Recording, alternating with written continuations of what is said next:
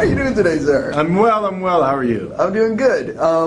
So we're here at the Toronto Film Festival, which clearly people can tell by the background behind you. This is your directorial debut, and the film is in the Toronto Film Festival. What does it mean to you to be part of the festival, to be invited to participate? It's a great honor. Great honor. Yeah. Yeah, on top of that, it's a place where I grew up here in Toronto. So, you know, I remember my first festival was in, what, 1983, 85? You know, I've had a few films come here, been a part of a few films that have come to the festival, and it's yeah, so it's great. It's a great honor. I saw the film already. I'm going to say congratulations, sincerely. Thanks. You managed to do, it's a very cool movie, loaded with some incredible martial arts. Talk a little bit about how tough it was for you to get this project going. Or was it easy? Yeah, it was. I had a great producer, Limor Sivan, who I'd worked with. I'd met her on The Private Lives of Pippa Lee. She's worked with Rebecca Miller a few times, and then she worked on a picture called Henry's Crime. And I had started working with Chen Hu, the lead actor on Man of Tai Chi, probably around 2006. And I met through a friend of his, who's the executive producer on Man of Tai Chi, Da Xing Zhang, met with Han Song-ping, who's the head of China Film Group. And so he supported the idea of me doing a film with Tiger, Chen Hu. And so once we developed the script and it came to this place, I had said to Tiger, "Is it okay if I direct it?" And he said, "Yeah," because I'd been developing the story for so long that eventually it became in my heart and in my mind, in my vision. And then once that happened, I went to Limor because I thought, this has never been done before. A true co-production, you know, to make a film in China, have a Chinese investment, and then also have international investment. So we went on the road and met with ultimately Village Roadshow, and Universal International became our other partner. So it was CFG, Village Roadshow, Asia ultimately, and then Universal International. I'm definitely curious. I have no first-hand knowledge that when you're making a movie in China, you know, there's the China. It's like you have to have script approval. There's a lot of. It's not like America. Talk a little bit about what it was like working in that environment, and were there any things you had to change as a result? Yeah, absolutely. It's called SARFT. It's the State Administration for Radio, Film, and Television, and CFG, China Film Group, is a government agency as well. So they have really good communication with them. So what that meant for us is we still had to do all the paperwork and submissions, but our timelines were short. Sometimes you can be waiting for SARFT for a long time. But because we had a good cooperation, we got our answers faster, which was great. But we still had to go through the review, and because they don't have a rating system in China, mainland China. So they don't have PG-13, PG, or R, or NC-17. So all films have to be for all people. That can change, right? So you can have a film like Flowers of War, which has got, you know, some, with Christian Bale, has some pretty extreme images in it. But you're dealing with content. You have to go through so with SARF you have to submit, you have to get a permit for filming. To get the permit you have to have a script approved, as well as your finances and all that, blah, blah, blah. Man of Tai Chi originally was set all in Beijing, so I had to take the underground fighting out of Beijing, and I couldn't have a corrupt police officer in Beijing. Of course. And I was cognizant, I was in my mind thinking I have to make a PG-13 movie for blood and for violence. So once you get a script approval, so then so for me, you know, I always think of challenges When people say, what are the challenges? Well, you just had to change your script. To me, that's opportunity. So I was like, okay, well, what does that mean? What do I do?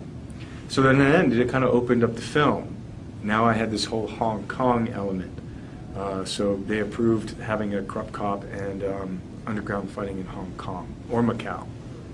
And so that opened up that. And then once you finish the film, you have to go through technical censorship, which is, how does it look and what's the visual? What did you end up filming?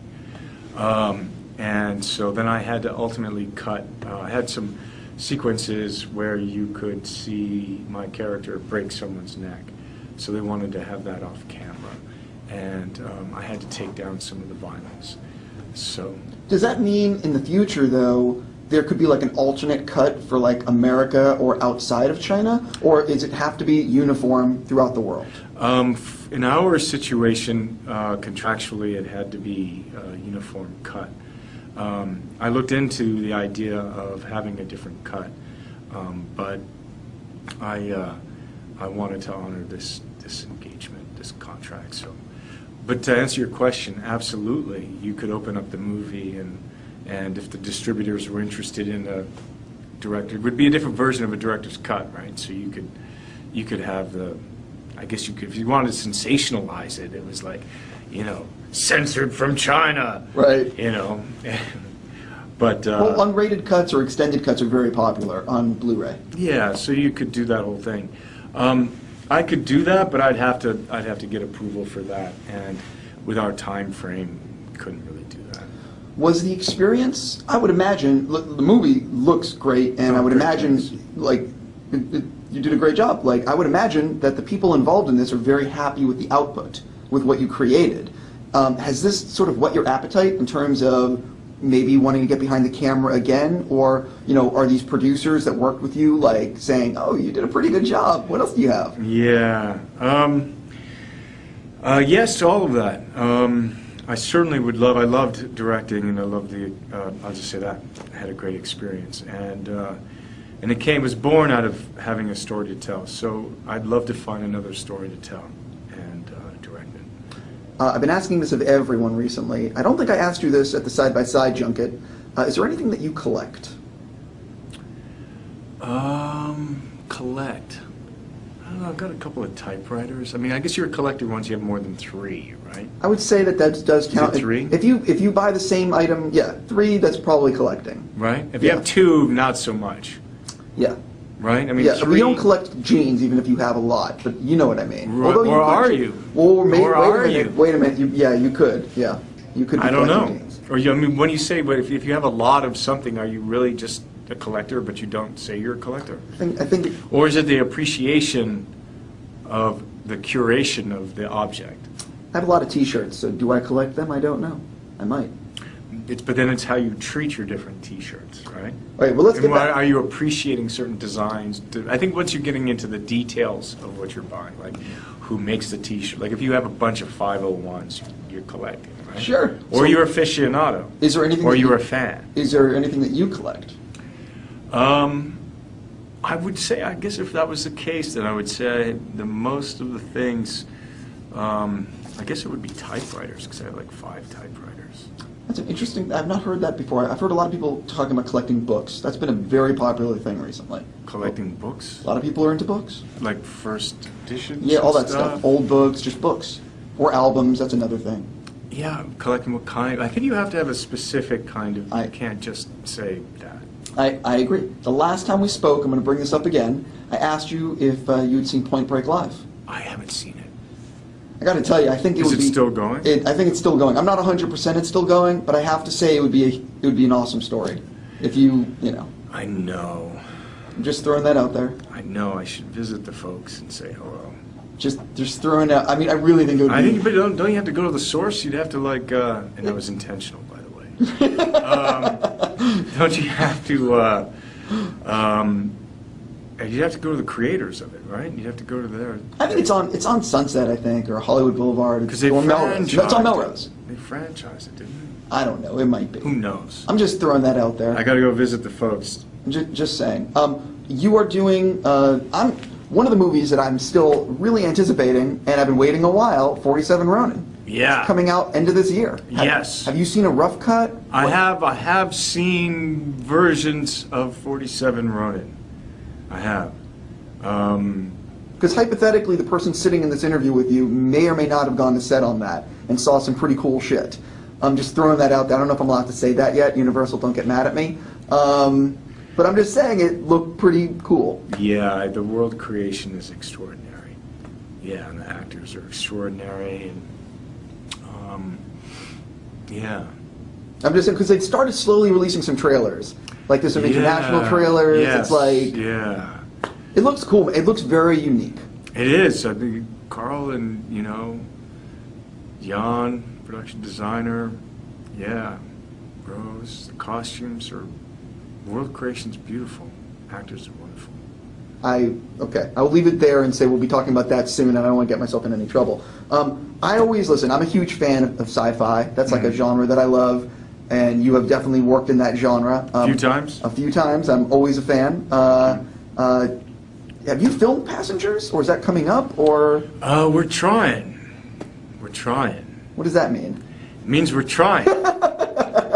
It means we have a financier, a great financier. We have a director, and we're kind of in soft prep, I guess is what you would call it. For people that don't know much about the project, do you have like a one-liner or anything you can tease them? In the future, there's a starship that's doing some homesteading. It's going to another Earth-like planet. There's 5,000 passengers asleep. Halfway on the journey to the next planet, something happens, and a man wakes up, Jim. And he's 90 years from Earth, and he's 90 years away from the next planet, and he's alone. And except for an android, Arthur. And what do you do? And he ultimately wakes up Aurora. He doesn't tell her.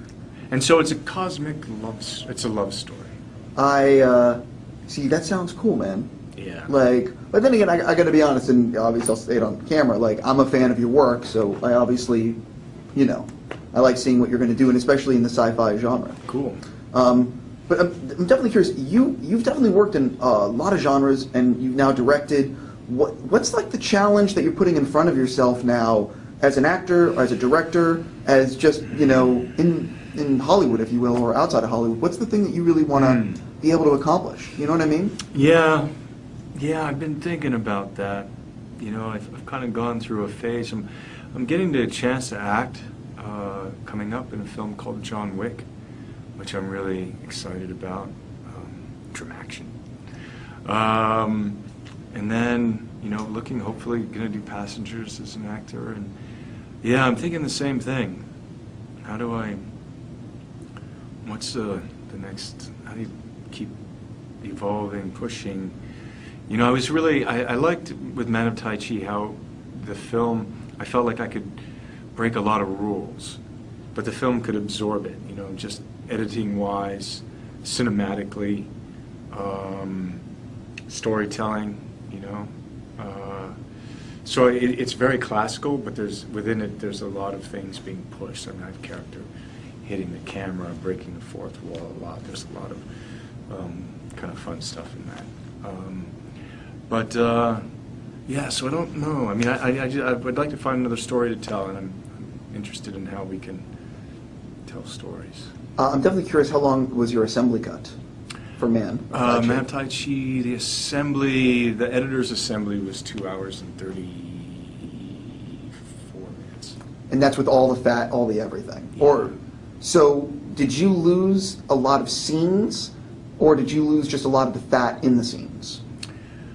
I don't know the scene count in terms of how many scenes were cut. No, they were either omitted. There's only a handful of scenes that are shorter than they were originally. So the most is, I think what happened is ultimately I used to have more of a balanced storytelling in terms of the innocence of Tiger. Sure. So now we kind of get his life, and And so now it's more oriented towards this guy who's already, my character says, when we meet him, he's already practicing in this house, and there's already something there. So the balance of the film is more oriented to the darker side, the darker path of our hero. Cool. I have to wrap with you, man. I could ask you a million other questions, but it's a pleasure to see you again. Cheers. Congrats.